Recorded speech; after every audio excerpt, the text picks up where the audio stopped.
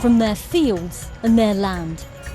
They came on tractors, trucks, on horseback, in a roadside resistance. Tens of thousands of farmers determined to peacefully protest new laws. It's become the biggest challenge facing India's Prime Minister, Narendra Modi. Government is not listening to us. Government is so stubborn. For those farmers under 10 acres, they'll die. They'll die. Tensions have been building for months. This is a fight over the future of farming in India. Those of us who worked on these reforms for 50 years, this is thrown at us, right? Old versus new.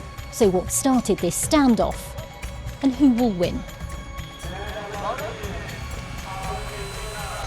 It's opposition to 3 new agriculture laws passed last year, which has fuelled this movement. The first is all about giving farmers freedom of choice by allowing them to sell to anyone, anywhere in India. At the moment, farmers sell their produce through local, government-regulated markets where they're guaranteed a minimum price. Under the new law, these wholesale markets would still exist, but farmers would also be able to sell directly to big businesses. The government says farmers will be better off by having more options, but farmers fear that once corporations are involved, price guarantees will disappear. The second law sets the rules for how farmers draw up contracts with businesses. Things like setting a price for crops before they're even planted. The third allows private businesses to stockpile basic crops like lentils, onions and potatoes. Until now, only the government was able to store large reserves of these. It means private companies can buy these in bulk.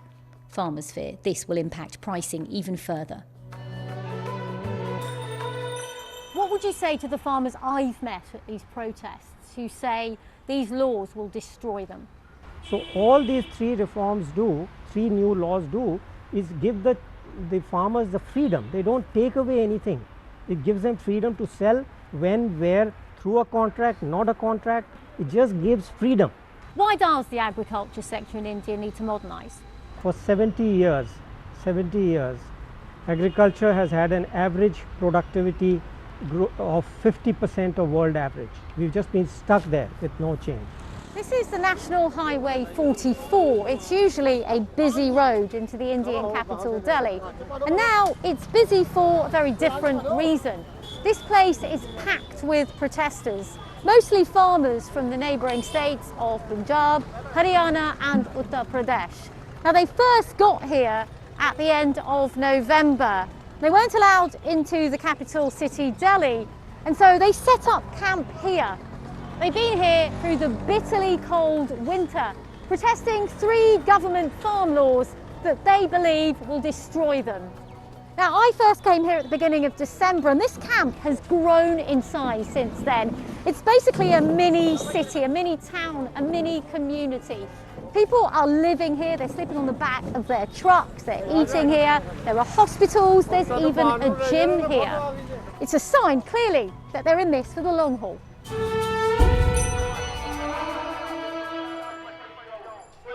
Mohan Singh made the 7-hour journey from his farm in Bugwara in Punjab to join the protests. He told me he's been sleeping in the back of this truck through India's cold winter months. Many people have died due to the harsh weather conditions. किसान कितने परेशान हैं ये तीनों जो काले कानून हैं इनको रद्द करें तो सब संसार ही अपने घर जाएगी कोई भी नहीं आ रहेगा क्यों जाड़े में मरे घर छोड़े हुए हैं सारे काम बस ये चाहते हैं हम Agriculture matters in India. Not only does it feed this vast nation, it's a big source of employment. 4 in 10 Indians work as farmers, and more than half of the country depends on agriculture as their main source of income. As the months have gone on, what I found striking is how what began as a male-dominated protest has become more female. While women make up a large chunk of India's farm workers, only a small percentage own any land. Seen but rarely heard, they're becoming a powerful voice at these protests.